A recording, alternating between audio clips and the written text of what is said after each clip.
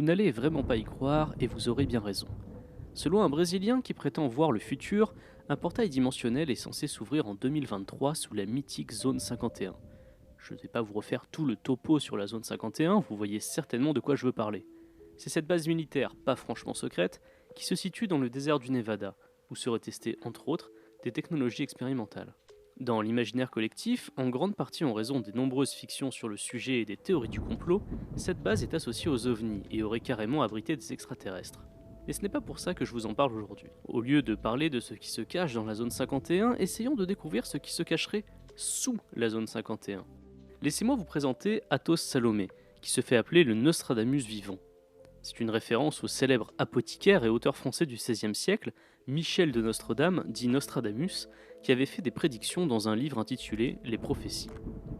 Pour certains, il a vu l'avenir grâce à l'astrologie et ce livre en est la preuve. En fait, pas vraiment. Les prédictions étaient suffisamment vagues pour qu'on y interprète tout ce qu'on veut, et le biais de confirmation a fait le reste chez celles et ceux qui veulent y croire. Mais assez parlé de Nostradamus, revenons-en à notre cher Athos Salomé. Cet homme de 36 ans, originaire de Divinopolis au Brésil, assure avoir prédit la pandémie de Covid-19, la mort de la reine Elisabeth II et la guerre en Ukraine.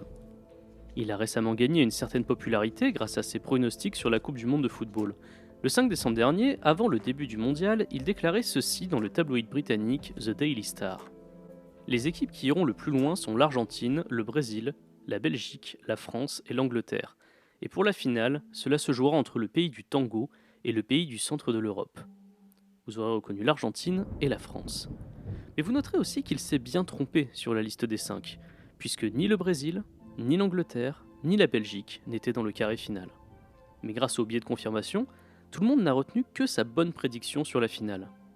Athos Salomé a donc commencé à être pris au sérieux, malgré des prédictions complètement folles. Car Athos Salomé a annoncé d'autres choses. Il a aussi annoncé la venue de l'Antéchrist entre 2023 et 2026 et l'anéantissement total d'une zone du globe, sans préciser laquelle, par, je le cite, la colère de Dieu. Une autre prédiction, peut-être la plus amusante, concerne la zone 51.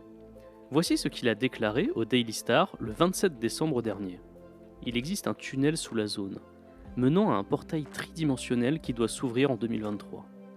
Le portail permettrait de transporter les gens à travers d'autres dimensions de l'espace-temps. Il y a un tunnel qui mène à un endroit, et cet accès est ce que tout le monde veut pour pouvoir jouer à Dieu, ou jouer au Dieu.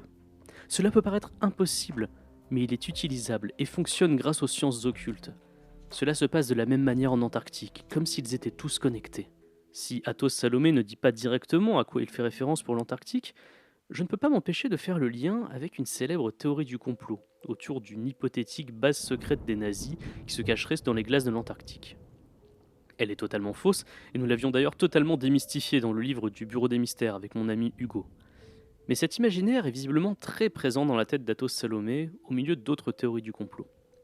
Car selon le Brésilien, les personnes qui comptent se servir de ce portail tridimensionnel sont bien sûr des puissances célèbres. Je cite à nouveau son interview pour le Daily Star.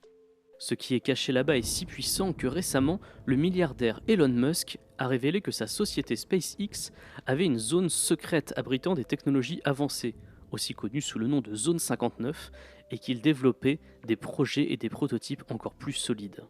Là encore, Athos ne fait que relayer une théorie du complot assurant qu'Elon Musk, qui a déjà parlé de Zone 59 sous forme de boutade sur Twitter ou dans des interviews, posséderait un complexe de technologie alien.